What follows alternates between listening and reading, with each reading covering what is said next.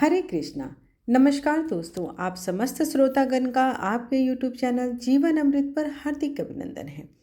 आप सभी को पाप मोचनी एकादशी की ढेर सारी शुभकामनाएं। भगवान विष्णु जी की कृपा आप सभी पर बनी रहे। पाप मोचनी एकादशी व्रत चैत्र मास के कृष्ण पक्ष की एकादशी को किया जाता है। पापों को नष्ट करने वाली एकादशी को पाप मोचनी एकादशी के नाम से जाना जाता है। इस एकादशी पर भगवान विष्णु के चतुर्भुज रूप की पूजा की जाती है। जैसा कि एकादशी तिथि के नाम से ही पता चलता है कि यह एकादशी तिथि पापों का नाश करने वाली है।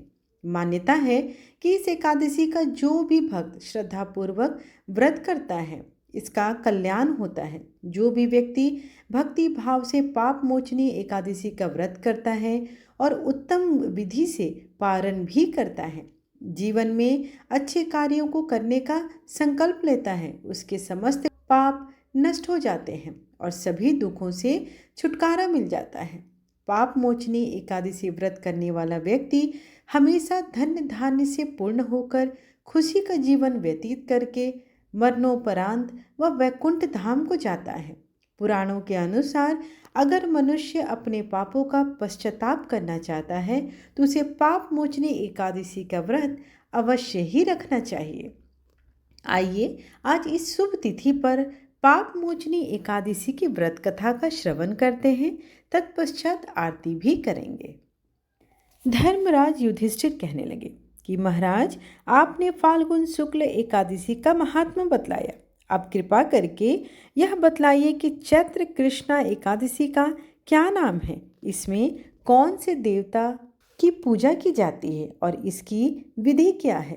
कृष्ण भगवान कहने लगे कि हे राजन, यही प्रश्न एक समय राजा मानधाता ने लोमस ऋषि से किया था और जो कुछ उन्होंने उत्तर दिया था वो मैं तुमसे कहता हूँ।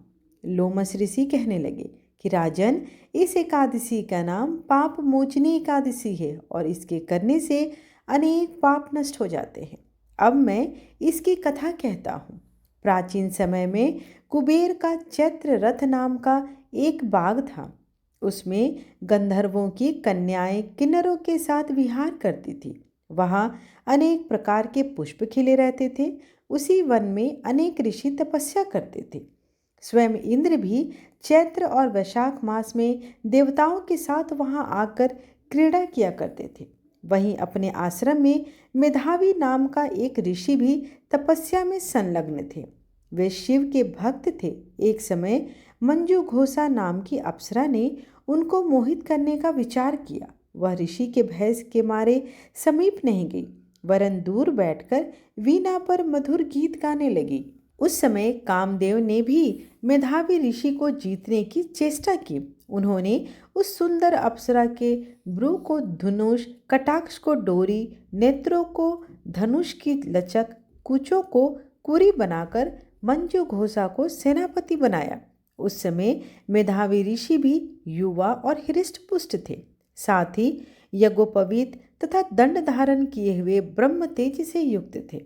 मंजू घोषा ऐसे सुंदर ऋषि को देखकर उनकी सुंदरता पर मुग्ध हो गई और अपने गीत, चूड़ियों की खनक और नूपुरों की झनकार तथा नृत्य कला द्वारा हाव भाव दिखाकर मुनि को रिझाने लगी।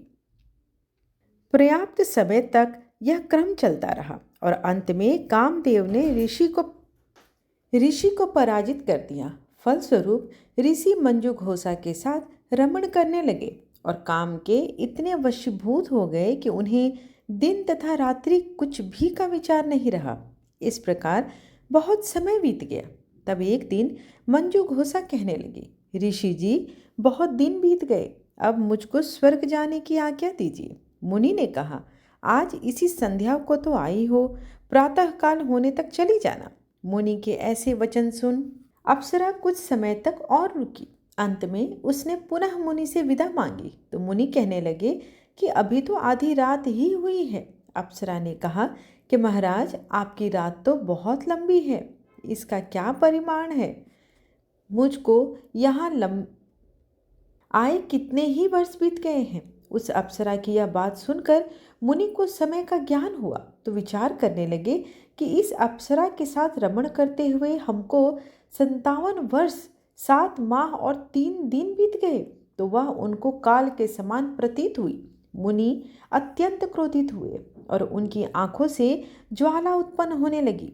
वे कहने लगे कि मेरी कठिन परिश्रम से एकत्र की हुई तपस्या को तूने नष्ट कर दिया। तू महापापणी और दुराचारिणी है, तुझे धिक्कार है। तूने मेरे साथ घात किया है, इसलिए तू मेरे श्राप से पिशाचनी हो जा। मुनि के श्राप से मंजू घोषा तत्क्षण पिशाचनी हो गई और भयभीत होकर मुनि से प्रार्थना करने लगी, महाराज, इस श्राप का किसी प्रकार से निवारण कीजिए। अप्सरा के ऐसे दीन वचन सुनकर मुनि बोले कि दुष्टे, यद्यपि तूने मेरा बहुत अनिष्ट किया है, परंतु फिर भी मैं तुझे श्राप से छूटने का उपाय बतलाता हूँ। चैत्र मास के कृष्ण पक्ष की एकादशी का नाम पाप मोचनी एकादशी है। यह सभी प्रकार के पापों का नाश करने वाली है। उसका व्रत करने से पिशाच योनि से मुक्त हो जाएगी।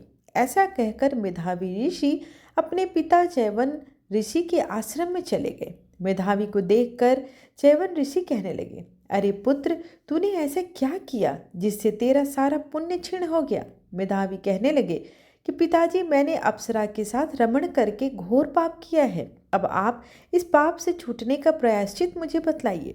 तब चैवन ऋषि कहने लगे कि हे पुत्र, चैत्र मास के कृष्ण पक्ष की पाप मोचनी एकादशी का व्रत करने से सब पापों का नाश हो जाता है, इसलिए तुम इस उत्तम व्रत को करो। पिता की आज्ञा पाकर मेधावी ऋषि ने भी इस व्रत को किया, जिससे उनके सब पाप नष्ट हो गए और वे पवित्र हो गए। उधर मंजू घोषा ने भी व्रत के प्रभाव से पिशाच योनि से मुक्ति पाकर दिव्य देह धारण करके स्वर्ग को चली गई। लोमस ऋषि कहने लगे कि हे राजन, पाप मोचनी एकादशी के व्रत को करने से सब पाप नष्ट हो जाते हैं। इस कथा को पढ़ने या सुनने से 1000 गोदान का फल प्राप्त होता है और व्रत से ब्रह्म हत्या, गर्भपात, बाल हत्या, सुरापान, गुरु स्त्री से प्रसंग आदि समस्त पाप नष्ट हो जाते हैं।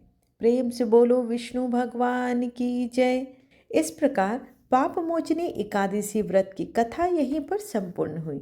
आइए अब भगवान श्री हरि ओम जय जगदीश हरे स्वामी जय जगदीश हरे भक्त जनों के संकट दास जनों के संकट क्षण में दूर करे।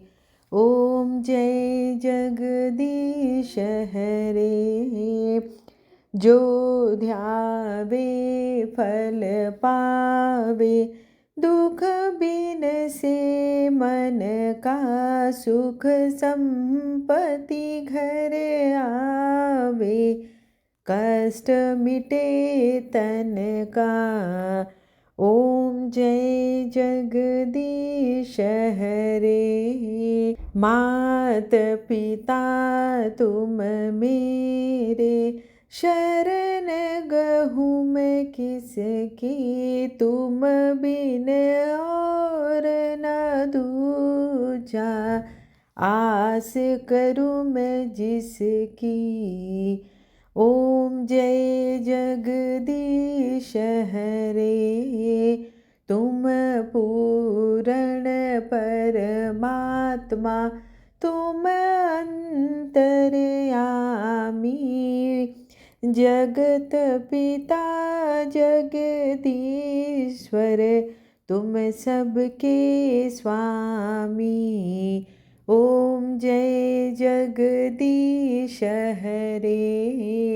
तुम करुणा के सागर, तुम पालन करता, मैं मूरख खल कामी। कृपा करो भरता। ओम जय जगदीश हरे।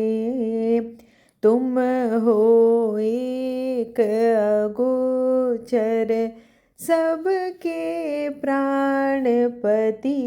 किस विधि मिलूं दया मैं, तुमको मैं कुमति।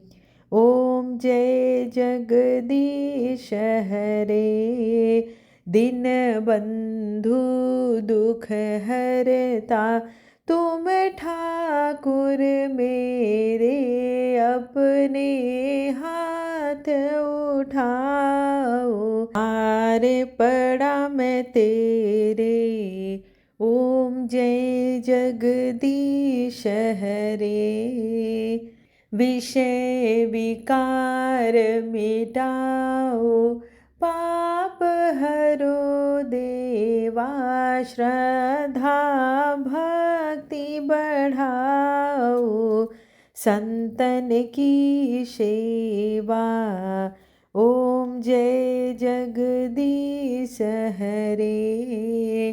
तन मन धन जो कुछ है, स्वामी सब कुछ है तेरा। तेरा तुझको अर्पण, क्या लागे मेरा। ओम जय जगदीश हरे, स्वामी जय जगदीश हरे। त्वमेव माता च पिता त्वमेव, त्वमेव बन्धु च सखा त्वमेव। त्वमेव विद्या द्रविणं त्वमेव, त्वमेव सर्वं मम देव देव।